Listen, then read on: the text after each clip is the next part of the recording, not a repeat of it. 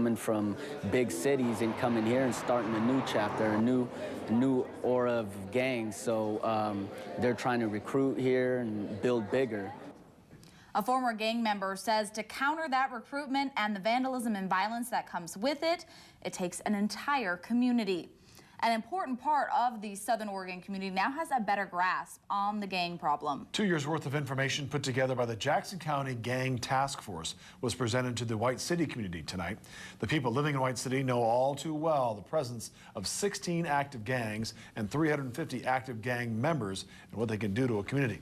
Newswatch 2's Casey Kirshner was at tonight's presentation. She joins us now from the newsroom with more on the efforts that community is taking to correct that problem. Well, those participating in the survey say they've seen increases in vandalism, drug crimes, and violent crimes. Now, White City is no stranger to that. Tonight, community members discussed how to tackle gang realities made clear by the recent report. The Jackson County Gang Task Force has surveyed over 4,500 people about gang activity in the county.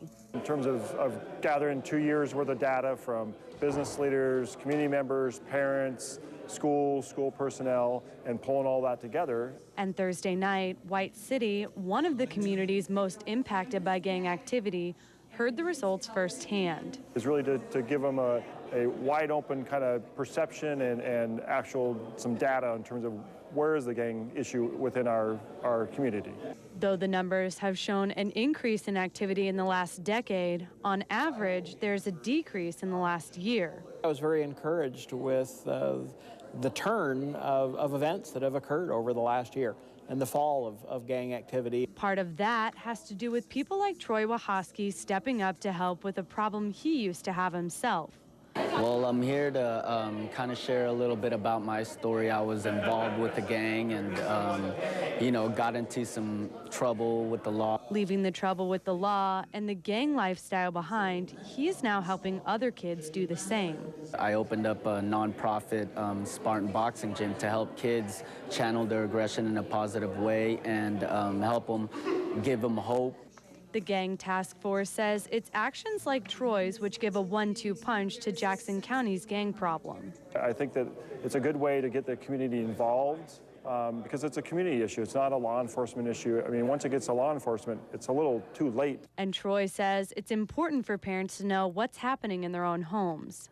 Be more involved with your kids and get them into some activities and let them get some morals out of the activities they do and be more supportive of what they do.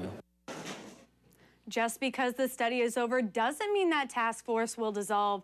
The agencies and organizations involved will continue to identify gang activity in the area and develop ways to address it. Live in the newsroom, Casey Kirshner, Newswatch 12.